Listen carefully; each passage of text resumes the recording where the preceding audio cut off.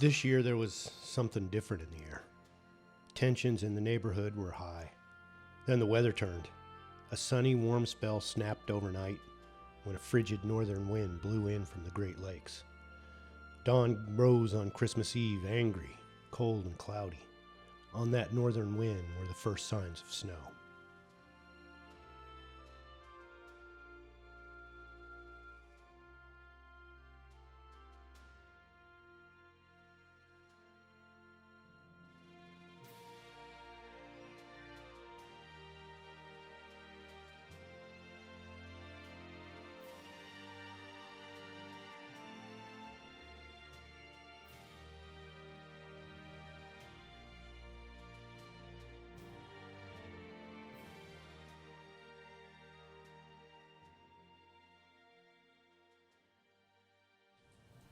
Well, you don't normally sleep well on Christmas Eve.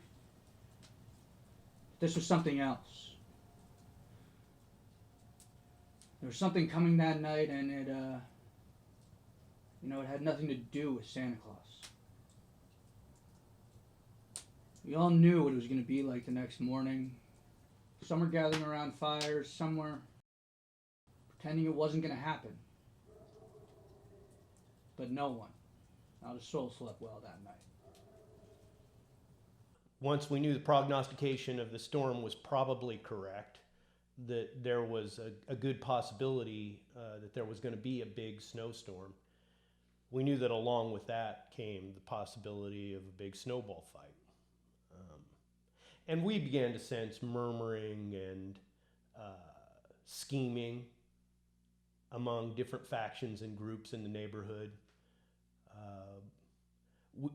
We knew something was up, but what we didn't know is if there was a fight, would the combatants honor the long-held tradition of ceasing hostilities on Christmas Day?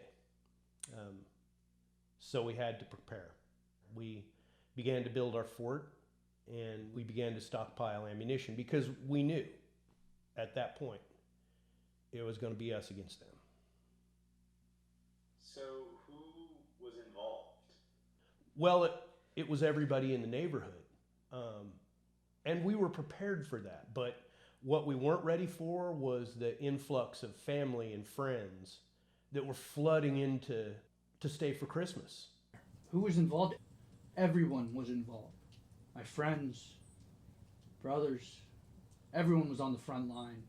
Yeah, it started out a fair fight. And would have stayed a fair fight if it had just been the neighborhood. But with all those forces rolling into the block, it didn't stay a fair fight very long.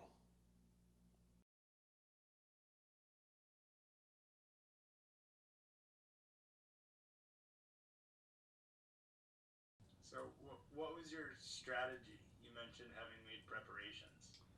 Well, at this point, it all came down to available manpower. But we had to put every available soul on the front lines. Men, women, children even.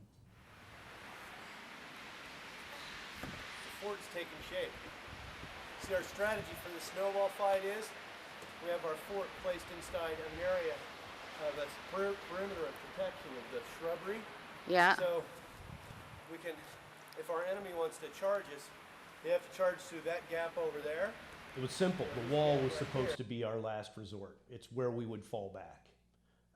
And to build a wall, we needed two things. We needed a lot of snow, which we had. It's like having them come through a small gap in a canyon or something. We've got them trapped right where we want it. And we needed time, which we didn't have enough of.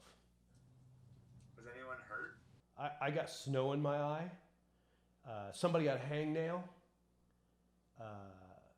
I heard of someone stubbed their toe. There were cuts and scrapes and bruises, and I ripped my snow pants. There were bruises, scrapes. I don't think anyone made it out of there completely unscathed. Boys, I am seriously upset. I told you not to throw anything at me when I was holding the camera. I thought I raised you better than that. but what I saw out there in the front yard today was atrocious. You boys were acting like absolute animals out there, and you even managed to get your father into it. I am disappointed that you chose to be part of this grand, violent act on Christmas Day. And I think the Lord would be just as upset too, because today is supposed to be his birthday. I have never seen so many bloody noses and tears in one morning, and I think the three of you ought to be ashamed of yourselves. If it wasn't too late to take back your presents, I would. Cynthia Ray. Oh yeah, we tried to have an ordinary Christmas morning. I mean, we exchanged gifts, we shared treats, we sang carols, but everybody knew the battle could start at any moment.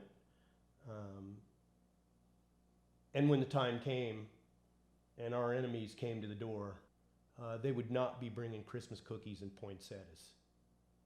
Who shot first? It was impossible to tell. I mean, snowballs were flying everywhere. Who was it? I don't know. Was it me? Could have been. Did I shoot first? Maybe.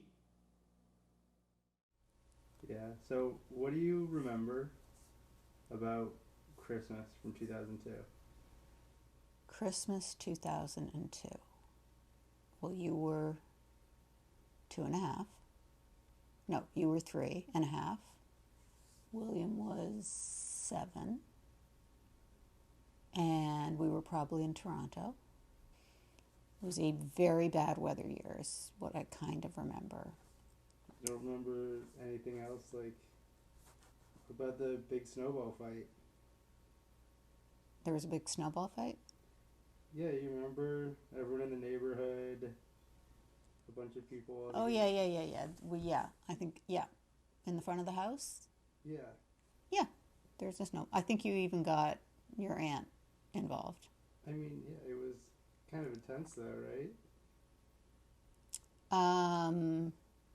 Yeah, I mean, I think somebody might have skinned a knee, maybe, or I think your dad maybe ripped his snow pants, or somebody lost a glove or a mitten. Yeah, it was a snowball fight.